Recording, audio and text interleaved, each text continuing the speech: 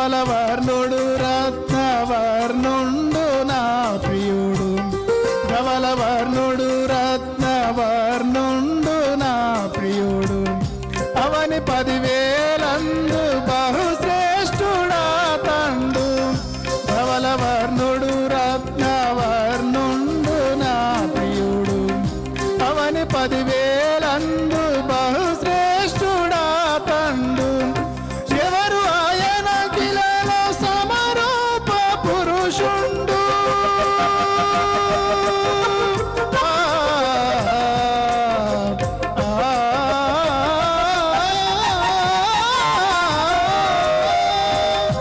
ఎవరు ఆయన కిలలో సమరూప పురుషుండు, అవలీల గానతని గుర్తింపగలనమ్మ, అవలీల గానతని గుర్తింపగలనమ్మ, ఎంతో సుందరుడమ్మ తాను, నేనెంతో మురిసిపోయినాను,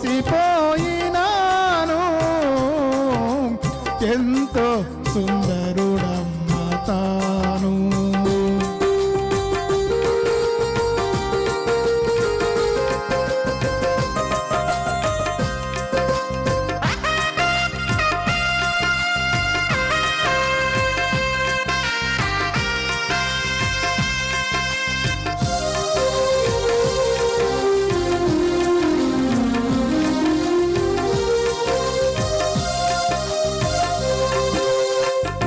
పాలతో కడిగిన నయనాలు గలవాడు, పాలతో కడిగిన నయనాలు గలవాడు, విలువకు రతనాల ఒలె పొదిగిన కన్నులు, పాలతో కడిగిన నయనాలు గలవాడు, విలువకు రతనాల ఒలె పొదిగిన కన్నులు, కలుషము కడిగిన కమలాల కన్నులోయి,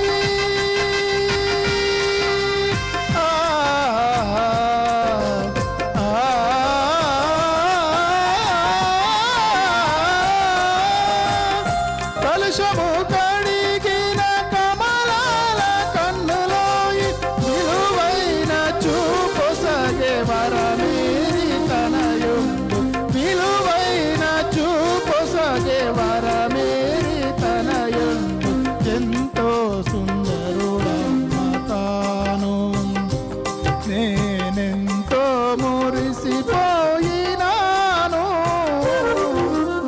ఎంతో సుందరుడమ్మ తాను.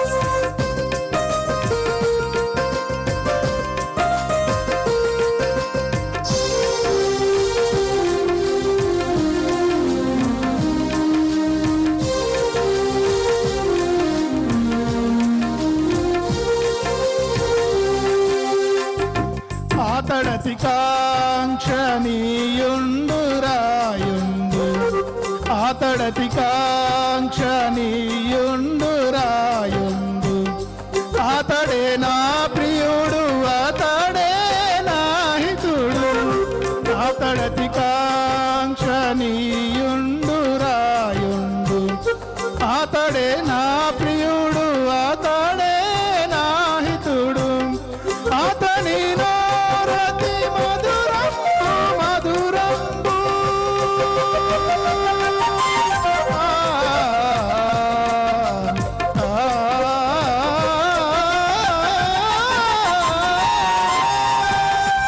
అతని నారతి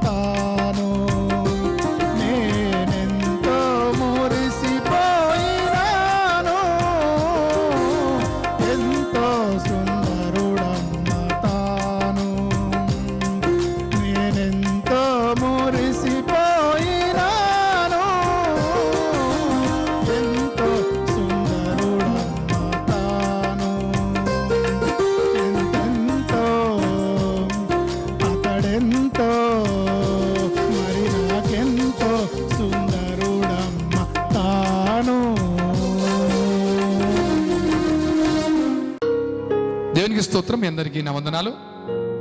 ఈరోజు లేఖన భాగం లేవి కాండము 14వ అధ్యాయము, 1 కొరింథీ 15:3-4 కీర్తన గ్రంథము 51:7, ప్రకటన 3:20. నిజమే అండి. లేవి కాండం 14వ అధ్యాయం మీరు గమనిస్తే శుద్ధీకరణ ఎలా శుద్ధి అవ్వాలి, మన హృదయం ఎలా శుద్ధి అవ్వాలి, మనం ఎలా శుద్ధి అవుతామో అక్కడ క్లియర్గా రాబడిందండి. దాంట్లో భాగంగా 1 కొరింథీ 15వ అధ్యాయం చూస్తే క్రీస్తు మన పాపము నిమిత్తము లేఖన ప్రకారము మరణం పొందెను, సమాధి చేయబడెను, లేఖన ప్రకారము తిరిగి 3వ దినాన తిరిగి లేచెను అని రాబడిందండి. మరోసారి చెప్తున్నాను. లేఖన ప్రకారము మన పాపము నిమిత్తము క్రీస్తు మరణించబడ్డాడండి, మరణం పొందెను, సమాధి చేయబడెను, లేఖన ప్రకారము 3వ దినాన థర్డ్ డే తిరిగి లేచాడండి. ఇది సువార్త. ఎందుకు దేవుడు మరణము, ఎందుకు సమాధి, ఎందుకు తిరిగి లేవడం అంటే రావడం క్లియర్గా మన పాపాల నిమిత్తము, because of our sins, because about our sins, మన పాపాల నిమిత్తం అండి. ఆయన మరణించింది నీ పాపాల నిమిత్తమే, ఆయన సమాధి చేయబడింది నీ పాపం నిమిత్తమే, ఆయన తిరిగి లేచింది కూడా నీకోసమే అండి, నీకోసమే. గుర్తించావా? ఎందుకంటే నువ్వు పాపం ద్వారా నువ్వు నశించిపోతున్నావు కదా. నువ్వు నశించిపోవడం దేవునికి ఇష్టం లేదు. మానవుడు నశించిపోవడం దేవునికి ఇష్టం లేదండి. పరలోకంలో తిరిగి ఆయన గృహంలో, ఆ పరమ గృహంలో నువ్వు ఉండాలని ఆయన దిగి వచ్చాడండి. గుర్తించు, ఆయన ప్రేమను గుర్తించు. అందుకే ఇది సత్యాన్ని గుర్తించిన, ఈ వాక్యము భావం తెలిసిన కీర్తనగా అంటాడు, భక్తుడు అంటాడు, దేవా నేను పవిత్రుడను అవునట్లు ఇస్సోపుతో నా పాపమును పరిహరింపుము. నిజమండి, ఇస్సోపుతో నా పాపాన్ని పరిహరించు అంటున్నాడు ఆయన వాక్యంతో. వాక్యం అంటే యేసు ప్రభువు. నువ్వు అనగలుగుతావా మాట? దేవా నన్ను పవిత్రపరచు, నన్ను పరిశుద్ధపరచు అనగలుగుతావా? మనము శుద్ధీకరణ ప్రాసెస్లో ఉన్నామండి. ఎలా శుద్ధి అవ్వాలి, ఎలా క్లీన్ అవ్వాలి? నీ శరీరం క్లీన్ చేసుకోవచ్చు, క్రీమ్ పెట్టుకోవచ్చు, మొక్కానికి లిఫ్ట్ పెట్టుకోవచ్చు, కానీ హృదయాన్ని ఏం చేసుకో? హృదయానికి ఉన్న గీతలు నువ్వు తుడపలేవండి. హృదయానికి ఉన్న మచ్చలను నువ్వు తుడపలేవు. ఏ రిన్ సోపు, ఏ సర్ఫ్ పనికిరాదండి. అది దేవుని వల్లనే, దేవుని వల్లనే, యేసు ప్రభు వల్లనే అండి. మన పాపము నిమిత్తము ఆయన మరణం పొందెను, సమాధి చేయబడను, తిరిగి 3వ దినాన లేచెను. ఎందుకంటే మన పాప నిమిత్తమే, నీ పాపాల నిమిత్తమే. బ్రదర్స్ సిస్టర్స్ గమనించు. దేవాన్ని నమ్ముతున్నాను, నన్ను పవిత్రపరచు.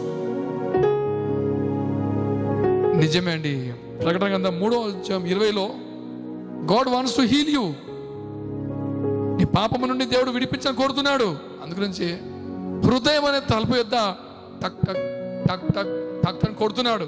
ఎవరైతే ఆ స్వరం విని తలుపులు తీస్తారో వారి హృదయంలోకి వచ్చి వారితో కలిసి ఏం దేవుడు భోజనం చేస్తానంట. అంటే హృదయంలో, నీ హృదయంలో ఉండాలని దేవుడు కోరుతున్నాడు. నీ హృదయంలో స్థానం ఇస్తావా దేవునికి? అన్నిటికీ ఇస్తున్నావు, మూవీస్కి, సెల్ ఫోన్కి, ట్యాబ్కి, ఫ్రెండ్స్కి, రిలేటివ్స్కి, నీకు నచ్చిన వాటికి స్థలం ఇస్తున్నావు. నీ హృదయంలో దేవునికి స్థలం ఇస్తావా? నీ హృదయంలో దేవుడు ఉన్నాడంటే చాలండి, క్లీన్ అయిపోతుంది హృదయం. ఎందుకంటే ఆయన హోలీ, హోలీ ఆఫ్ హోలీ, పరిశుద్ధుడు. ఆయన పరిశుద్ధుడు, ఆయన పరిశుద్ధుడు. ఆ పరిశుద్ధుడైన యేసయ్య నీ హృదయంలో ఉంటే you will be also holy. పరిశుద్ధంగా ఉంటావు. కార్ రిపేర్ వస్తే కార్ మెకానిక్తో తీసుకెళ్ళాలి. హార్ట్ అటాక్ వస్తే హార్ట్ అటాక్ పేషెంట్తో తీసుకెళ్ళాలి. హార్ట్ అటాక్ వస్తే హార్ట్ బాగు చేస్తే గుండె డాక్టర్తో తీసుకెళ్ళాలి. షుగర్ వస్తే షుగర్ బాగు చేస్తే డాక్టర్తో తీసుకెళ్ళాలి. ఈ పాపపు రోగంతో బాధపడితే ఆ పాపాన్ని బాగు చేసే, పాపం నుంచి విడిపించే డాక్టర్ ఎవరంటే యేసు ప్రభువు, పరమ వైద్యుడు.